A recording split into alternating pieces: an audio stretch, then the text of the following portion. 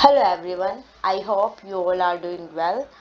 In the last class we completed about the physical evidence to the chain of custody. Now we are going to start about the inquest. What is inquest? इसमें से भी काफ़ी सारे questions देखने को मिलते हैं exam में, तो हम inquest पढ़ेंगे और कि which type of inquest held in India and what type kind of inquest are also there in other countries. So inquest क्या होता है? Inquest is an inquiry, किसी भी चीज़ की इंक्वायरी करना।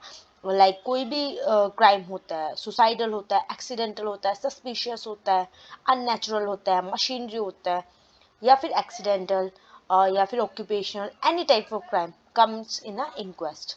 हम किसी भी क्राइम की कोज ऑफ डेथ को, उसकी सर्च के किसने किया है, क्यों किया है, कोई भी इंक्वायरी करने के लिए हम उसको इंक्वेस्ट बोलते हैं। इंक्वायरी जो होती है एक लीगल इंक्वायरी होती है जो कि हमारी पुलिस के द्वारा, मजिस्ट्रेट के द्वारा की जाती है। तो हमारे इंडिया के अंदर दो तरह की इंक्वेस्ट होती है, first police inquest and the second one is magistrate inquest. Then we are gonna start from the police inquest. Police inquest क्या होती है? कोई भी पुलिस ऑफिसर जो कि सब इंस्पेक्टर के पोस्ट तक और इससे हायर लेवल का कोई भी ऑफिसर होगा, उसे हम क्या नाम है, वो पर्सन इसमें इंक्वायरी करेगा, जो कि सेक्शन 174 सीआरपीसी के अंदर दिखाया गया। कोई भी officer in charge police station conduct the inquest. In charge जो ऑफिस का इंचार्ज है, ऑफिसर इंचार्ज, वो भी कर सकता है। बट अगर कोई भी क्राइम की हमें इंफॉर्मेशन मिलती है पुलिस वालों को, तो वो डायरेक्टली सबसे पहले इन्फॉर्म करेंगे एग्जीक्यूटिव मजिस्ट्रेट को। लाइक अननेचुरल डेथ है, अननेचुरल कॉज ऑफ क्राइम है, जो भी है उसको मजिस्ट्रेट को इन्फॉर्म करने के बाद अपनी इंक्वायरी कंडक्ट करते हैं। तो लाइक पुलिस ऑफिसर जब इसको इंक्वेस्ट करता है, जो हमारे आयु लेवल का है, वो इसके अंदर एक रिपोर्ट तैयार करता है। अब वो रिपोर्ट तैयार कर रहा है तो उस रिपोर्ट में सबसे पहले वो वहाँ पे जाएगा, जो जैसे भी डेड बॉडी है, जैसे भी आइटम्स है, उनकी एक नॉर्मली फोटोग्राफी, जो कि मैंने क्राइम सीन में आपको बता दी है, स्केचिंग फोटोग्राफी से।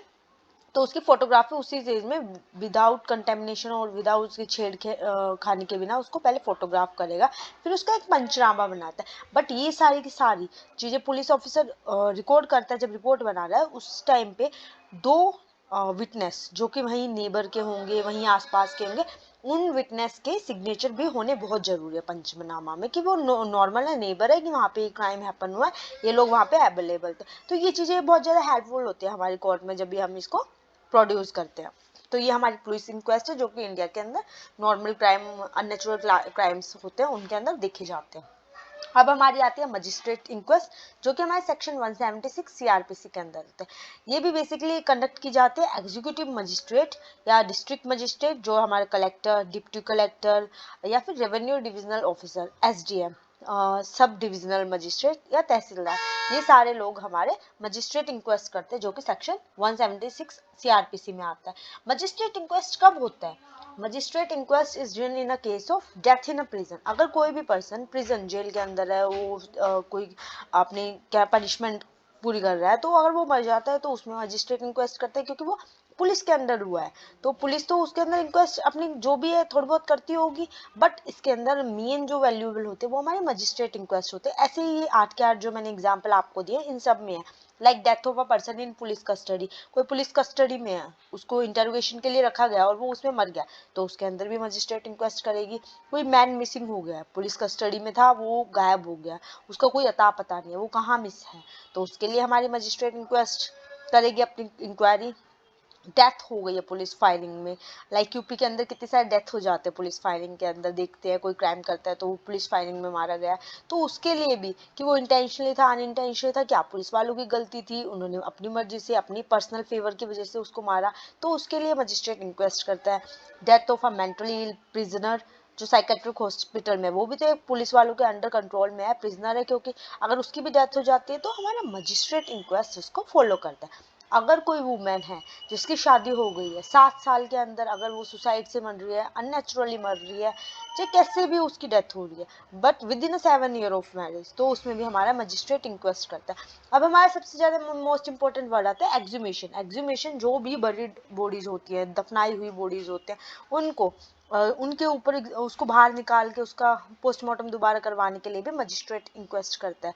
लाइक ये हमारा सीआरपीसी में तो बताया नहीं कितनी पुरानी बॉडी होनी चाहिए, पर 3 वीक से ऊपर की जितनी भी बॉडीज होंगी उसमें टाइम पीरियड लिखा हुआ है, तो उन बॉडीज को निकाल के उसका हम पोस्टमार्टम कर सकते हैं। पर उसके साथ हमें पहले जो हमारा मेडिकल प्रैक्टिशनर एग्जामिनर होगा, डॉक्टर होगा, उससे पूछना पड़ेगा कि इस डेड बॉडी को निकालना जरूरी है, और होगा तो इसमें आप पोस्टमार्टम कौन से वाला, कैसे, क्या चीज उसका पता निकालना है। तो ये सारी चीजें मेंशन होनी चाहिए, जो कि हमारे सेक्शन 174 और 176 बताता है।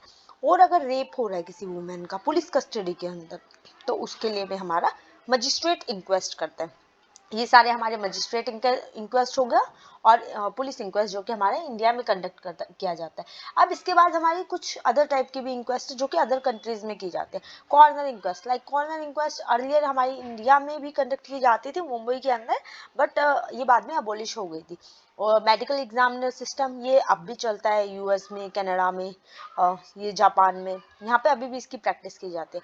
और प्रोक्यूरेटरी फिजिकल सिस्टम जो कि हमारा स्कॉटलैंड में है, इसके लिए ज्यादा कुछ नहीं है, आई थिंक तो मैंने एक भी क्वेश्चन आज तक देखा भी नहीं है इसके रिगार्डिंग। अब हमारा आता है कॉर्नर इंक्वेस्ट। कॉर्नर इंक्वेस्ट क्या होती है, ये कंडक्ट की जाती है कोई भी unnatural, suspicious death, accidental, machinery कि किसी ने जानबूझ के किया है, किसने कैसे किया, तो इन सारे केसेस में जो कि मतलब हमारा डाउटफुल है, जिसके लिए हमें नहीं पता चल रहा है कि किस टाइप की ये डेथ है, तो उसमें हम कॉर्नर इंक्वेस्ट की जाती है।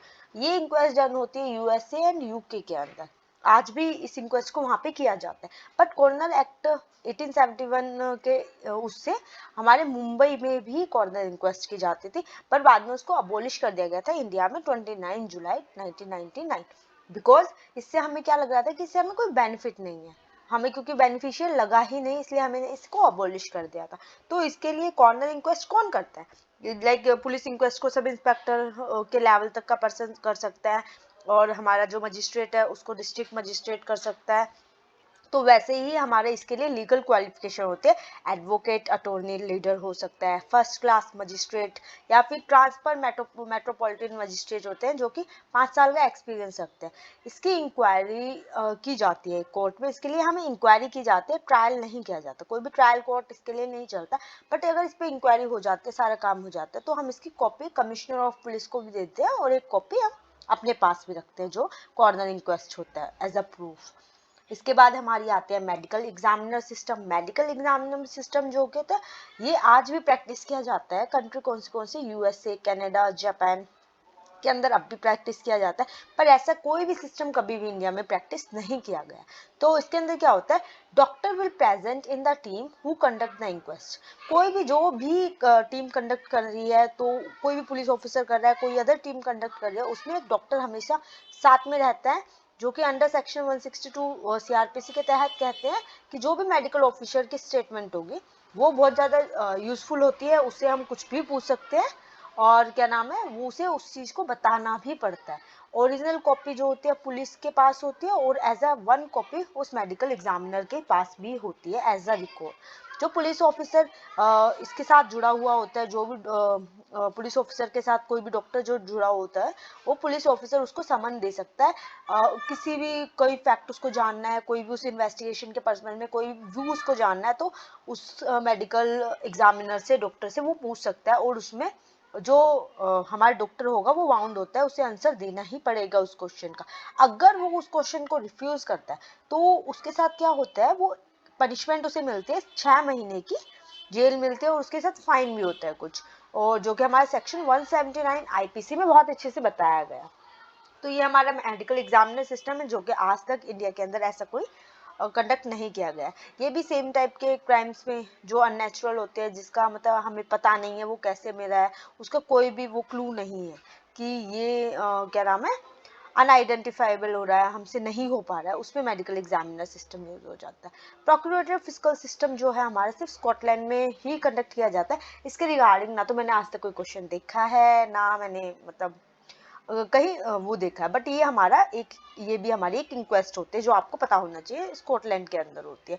ये हमारी इंक्वेस्ट खत्म हो गई। नेक्स्ट क्लास में हम कंडक्ट ऑफ मनी पढ़ेंगे, और उससे पहले आप जस्ट इसको चाहे 2x की स्पीड में भी देखोगे तो भी आपके लिए बहुत वैल्यूएबल है। और जैसे कि मैंने लास्ट क्लास में भी आप लोगों को कहा था कि हम विद इन 2 मंथ अपना सारा का सारा जो यूजीसी नेट का यूनिट 10 है, टोटल यूनिट 10 का सिलेबस मैं यहाँ पे आपके लिए with notes, with PDFs, with PPT and with good explanation, because if मैं अपने नोट्स आपके साथ शेयर करती हूँ तो आप इसे इजीली उसको अंडरस्टैंड नहीं कर पाओगे, बट अगर मैं उसको ओरली आपको थोड़ा सा एक्सप्लेन करती हूँ बाद में आपके लिए पढ़ना बहुत ईजी हो जाएगा। और जब यूनिट 1 कंप्लीट हो जाएगी उसके बाद मैं आपको ये पूरी पीपीटी अपनी वीडियो में नीचे डिस्क्रिप्शन में वहाँ पर डाल दूंगी, जिससे आपको इजीली वो अवेलेबल हो सके। Bye, I hope you like the video.